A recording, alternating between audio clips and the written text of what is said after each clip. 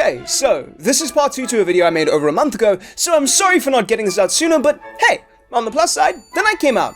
That's great, right? Right? The Ghostface is a killer that is shockingly weak to altruism, as hitting a healthy survivor actually makes his power redundant in a lot of ways, pulling him out of stealth, draining his mark on you, and basically making it useless for him to try and stalk you further. So yeah, it is absolutely in your best interest to block a serial killer. Just try to be more aware of your surroundings during the trial if you're planning on doing this, as you have no idea how far you're marked, and underestimating how long the Ghostface has been watching you is the fastest way to make it into a Spooky Loops montage.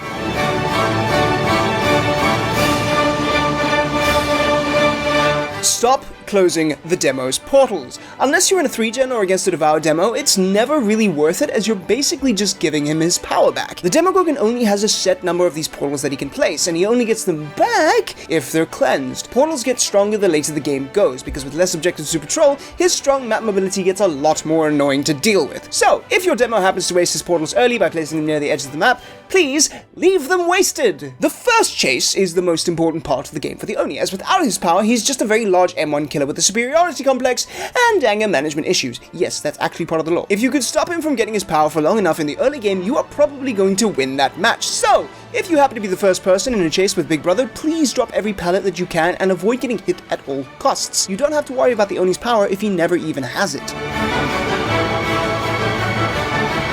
The Deathslinger is another killer that goes into anaphylactic shock at the sight of a dropped pallet, given that there's basically nothing he can do to hit you through it, on top of being a 4.4 killer with little hope of mind-gaming you around it. But be patient here. If you try to leave the loop too early, he will be able to reposition himself and get a hit on you. Rather wait for him to break the pallet or whiff a shot before you connect to another tile, and always remember that his strongest counter is just you not being in his effective range. Torment is actually a massive tempo advantage for the Pyramid Head, given that he doesn't have to pick you up and carry you to a hook. He just right-clicks and sends you to Brazil, and on top of that, it makes you much easier to tunnel. Now, once you get rescued from a cage, you lose your Torment, but what most people don't seem to know is that you can cleanse your Torment by rescuing someone else from their cage. Small tip, but very useful for messing with Pyramid Head's tempo if multiple survivors are being tormented. Against the Blight, you're going to want to pray. You can also force him into janky tight loops where his power becomes incredibly difficult to use. Anything with props that jut out at weird angles make hug-teching impossible, meaning that for a very short period of time, the Blight has to be an M1 killer. Just be aware that once you take a hit, you have to connect to another tile fast, as staying out in the open against a Blight will actually require you to find religion in order to survive. I don't like making analogies to kidnapping because YouTube recently changed its TOS, so all I'm going to say is that you should adopt Victor for a very short period of time against Charlotte's will. If the baby grabs you, don't shake him off, as Charlotte either has to come negotiate for the terms of his release or wait out a cooldown before she can recall him, and obviously during that time period, she basically has no power. My tip for playing against the Trickster is that high wall loops are now your friend. If he can see so much as a pixel of your player model, he can probably hit you, and sometimes this is entirely fucking optional to the Trickster player. It's important to keep in mind here that he's able to keep pelting you whilst you take a damage state, so you never really want to run out to the open after taking a hit. Keep line of sight to a minimum, because if you can see him, he's probably already hitting you.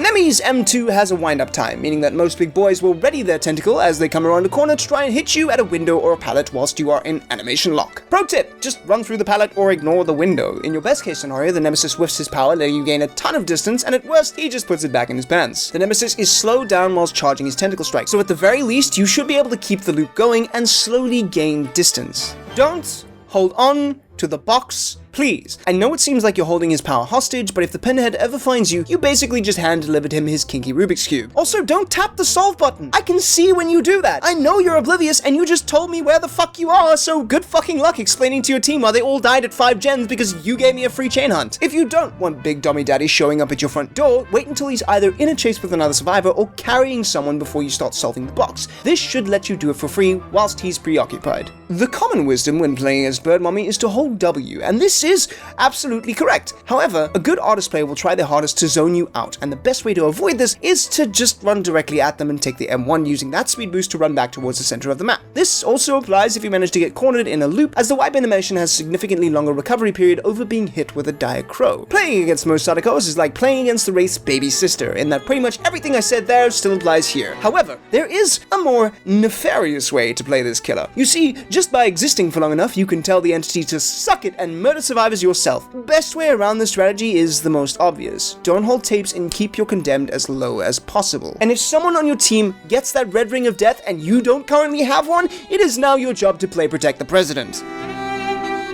Most people already know that if you see multiple lockers with locks together, you should only lock one locker, as the game forces the Dredge into the locked locker, and locking multiple lockers will just let it break the locks on the locked lockers for free. What you didn't know is that during Nightfall, if you can, you should try your best to hide it out. The Dredge gets a massive power spike during this stage of the game, and you should be treating it like a tier 3 Myers. One thing to note though, the Dredge receives a Killer Instinct notification if a survivor is within a certain radius of a locker during Nightfall. So, if you are planning to hide it out, make sure you aren't anywhere near one. If you ever find yourself infected with the Ouroboros virus, cleanse it ASAP and leave the spray in the box for your teammates. The hindered effect that you get from his power is massively strong for Wesker, and getting rid of the debuff as quickly as possible is in your best interest provided you value your continued existence. And unless you're running around like a salesman for Axe body spray, leave it somewhere easy for your teammates to find.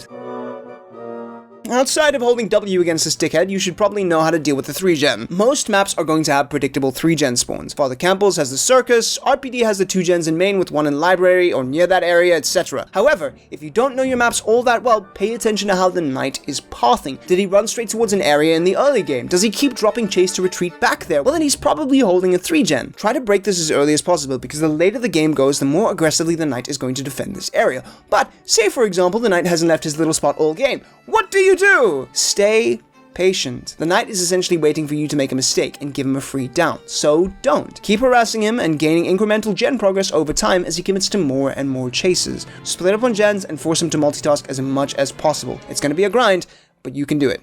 And that's it, part 2 done. Don't ask where Freddy is. There's some issues there with his lore.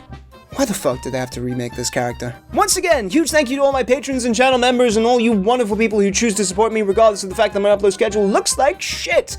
Speaking of, how to actually play Trickster is coming next, and I promise I will be keeping to my schedule. 1 video a week. You guys can expect that going forward. Otherwise, peace out, much love and biscuits. Bye.